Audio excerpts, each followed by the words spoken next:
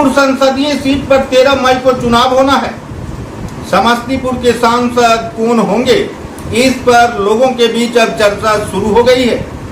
यदि वर्ष 2020 के विधानसभा चुनाव के आंकड़ों पर एक नजर डालें तो आपको पता लगेगा कि 2024 में समस्तीपुर का सांसद आखिर कौन होगा। समस्तीपुर में शांभवी चौधरी की जीत होगी या शांभवी चौधरी हार जाएगी? सन्नी हजारी की जीत होगी या सन्नी हजारी हार जाएंगे? एनडीए की जीत होगी, फासला कितना रहेगा? महागठबंधन की जीत होगी, अंतर कितने रहेंगे वोटों का? ऐसा चर्चा है। लोग दो भागों में बढ़ चुके हैं। स्थानीय बनाम बाहरी का भी मुद्दा है, लेकिन एनडीए का भी अपना वोट है। महागठबंधन में आरजेडी, वाम दल एवं कांग्रेस को भी अपना वोट बैंक प्राप्त है। जाति आधारित भी वोट हैं, तो विभिन्न मुद्दों पर वोट हैं। भारत के प्रधानमंत्री कौन बनेंगे, इस आधार पर भी वोट है। विचारधारा की लड़ाई में, आमने सामने की लड़ाई में दो भागों में लोग विचार को लेकर भी बटे हुए हैं। जाति, धर्म, विकास, संप्रदाय एवं विचारधारा की लड़ाई में आखिर समस्तीपुर का सांसद कौन होगा, इसका एक गणित हम आपको समझाते हैं। आप स्वयं समझ जाएंगे कि समस्तीपुर में आखिर जीत किसकी हो रही है। वर्ष 2020 में जब विधानसभा का चुनाव हुआ था तो आरजेडी, वाम दल और कांग्रेस एक साथ चुनाव में उतरी थी, जबकि जेडीयू एवं भाजपा का गठबंधन था और लोजपा समस्तीपुर संसदीय सीट के सभी 6 विधानसभा क्षेत्रों में अपने उम्मीदवार दिए थे। ऐसी स्थिति में इस बार लोजपा भाजपा जेडीयू के साथ है और दो भागों में चुनाव हो रहे हैं। सीट वाइज यदि गणित आपको बताएं तो समस्तीपुर संसदीय सीट के 6 विधानसभा सीटों में 5 पर एनडीए गठबंधन का कब्जा है, जबकि एकमात्र समस्तीपुर विधानसभा सीट पर आरजेडी का कब्जा है। 2 एमएलसी इस विधानसभा ये संसदीय क्षेत्र से आते हैं। इसमें एक तरुण चौधरी बीजेपी से जीते हुए हैं, जबकि कौरी साहब को विधान परिषद आरजेडी ने भेजा था। ऐसी स्थिति में 2 एमएलसी भी समस्तीपुर संसदीय सीट से आते हैं। कुल मिलाकर 2020 का आंकड़ा यदि देखें तो समस्तीपुर संसदीय सीट के समस्तीपुर विधानसभा में जहां आरजेडी के अख्तरुल इस्लाम शाहीन जीते थे और उन्हें 68,507 वोट मिले थे, जबकि दूसरे स्थान पर अस्मित देवी रही थी और उन्हें 63,793 तथा तीसरे स्थान पर महेंद्र प्रधान एलजेपी के थे, उन्हें 12,074 वोट मिले थे। इस प्रकार से अस्मित देवी जेडीयू की हारी थी और 5,000 वोटों का अंतर रहा था। यदि इसी प्रकार से हम वारिसनगर विधानसभा में चलें तो अशोक कुमार मुन्ना जेडीयू के जीते थे, 68,356 वोट उन्हें मिले थे। फूलबाबू सिंह सीपीआई-एमएल के थे और वे 54,000 वोट लाए थे, जबकि गजेंद्र प्रसाद सिंह की पत्नी उर्मिला सिन्हा एलजेपी के उम्मीदवार होकर 23,928 वोट लाने में सफल रही थी। कल्याणपुर में महेश्वर हजारी जीते थे, 72,000 वोट लाए थे। रंजित कुमार राम सीपीआई के थे और उन्हें 62,000 वोट मिले थे। मोना प्रसाद सुंदेश्वर राम एलजेपी के, उन्हें 23,000 वोट मिले थे। रोसड़ा से वीरेंद्र कुमार को 87,000 वोट मिले थे और वे बीजेपी से विधायक बने थे, जबकि नागेंद्र कुमार पासवान विकल जी को 51,419 वोट मिले थे। एलजेपी के कृष्णराज को 22,995 वोट मिले थे। कुशेश्वर स्थान से अमन भूषण हजारी जेडीयू के, उन्हें 59,887। गणेश भारती को 47,192। अंजू देवी को 5,623। इस प्रकार से यहाँ जेडीयू के अमन भूषण हजारी ने 12,000 वोट के अंतर से गणेश भारती को हराया था। हायाघाट से रामचंद्र शाह एमएलए थे और उन्हें 67,000 वोट मिले थे।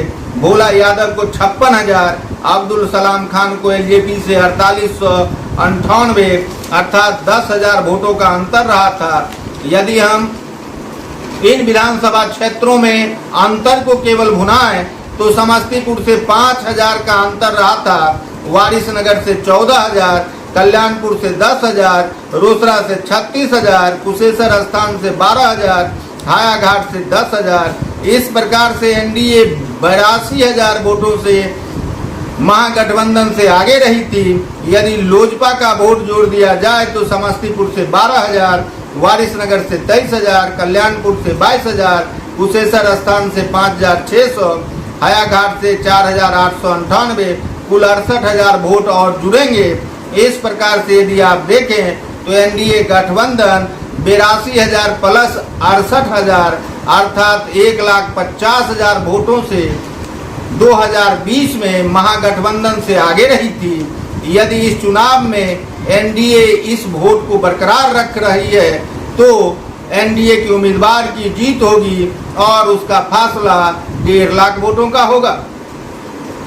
यदि दूसरे समीकरण पर आप ध्यान देंगे, स्थानीय बनाम बाहरी का यदि मुद्दा बना तो स्थानीय उम्मीदवार की जीत भी हो सकती है। ऐसी स्थिति में सन्नी हजारी के लिए इन सभी आंकड़ों का ध्वस्त होना तय माना जा रहा है। आखिर क्यों और कैसे, यह भी आप समझ लें। सन्नी हजारी स्वयं प्रमुख हैं और वारिसनगर विधानसभा क्षेत्र से आते हैं। जेडीयू के कद्दावर नेता महेश्वर हजारी के पुत्र हैं और अभी भी हजारी परिवार के वारिसनगर, कल्याणपुर, कुशेश्वर स्थान क्षेत्रों में काफी पकड़ है। कुशेश्वर स्थान में अमन भूषण हजारी जो सन्नी हजारी के रिश्तेदार हैं, वहीं महेश्वर हजारी कल्याणपुर में और स्वयं सन्नी हजारी वारिसनगर क्षेत्र में स्थानीय के रूप में काफी वोट अर्जित कर सकते हैं। ऐसी स्थिति में समस्तीपुर से आरजेडी की जीत पहले से ही है। इस प्रकार से 6 विधानसभाओं में 4 विधानसभा में इनकी बढ़त हो सकती है, यह लोगों का मानना है।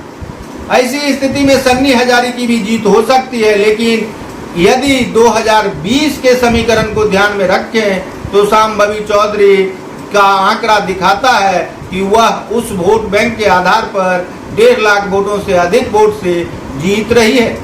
आखिर इस जीत हार के गुना गणित में क्या कुछ उलट पुलट होने वाला है, यह तो समय बताएगा। लोगों का मानना है कि छुपे रुस्तम महेश्वर हजारी सन्नी हजारी की मदद करने लगे हैं।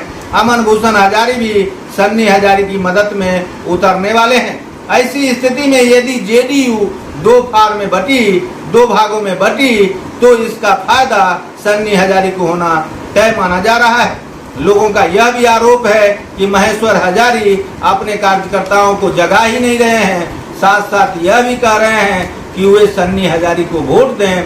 ऐसी स्थिति में लोगों का यह भी मानना है कि यदि महेश्वर हजारी इस प्रकार से अप्रत्यक्ष या प्रत्यक्ष रूप से सन्नी हजारी के लिए वोट मांगते रहें तो सन्नी हजारी का पलड़ा स्थानीय उम्मीदवार होने के नाते बढ़ जाएगा और शांभवी चौधरी का यह गुनागणित, जीत हार का गुनागणित का फासला गड़बड़ाना तय माना जा रहा है।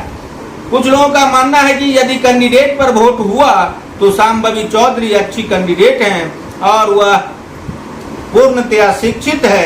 ऐसी स्थिति में शांभवी की जीत होगी, जबकि सन्नी हजारी भी राजनीतिक परिवार से आते हैं और पढ़े लिखे हैं, अपने पैर पर खड़े हैं और पंचायत के चुनाव से जीतकर प्रखंड की राजनीति कर रहे हैं।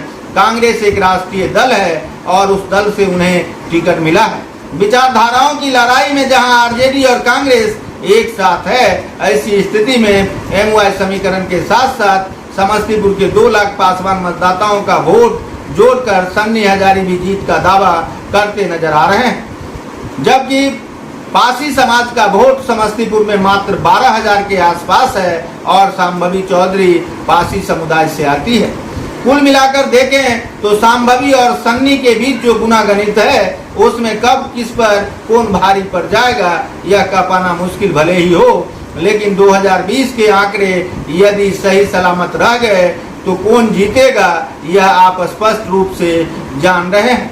यदि 2020 के आंकड़े में गड़बड़ी हुई और वोटों का चितर बितर होना तय हुआ तो ऐसी स्थिति में सारे गुनागणित धरे के धरे रह जाएंगे और जीत किसी की भी हो जाएगी। आगे फिर 10 दिनों का और समय है चुनाव होने को। हम कई बार आपके बीच कई समीकरण को लेकर अवश्य पधारेंगे। देखते रहिए संजीवनी बिहार और पाते रहिए नई नई जानकारियां। हम हैं संजीव कुमार सिंह और आप देख रहे हैं संजीवनी बिहार। यदि हमारा यह वीडियो आपको अच्छा लगा हो तो इसे लाइक शेयर कमेंट्स अवश्य दें। धन्यवाद।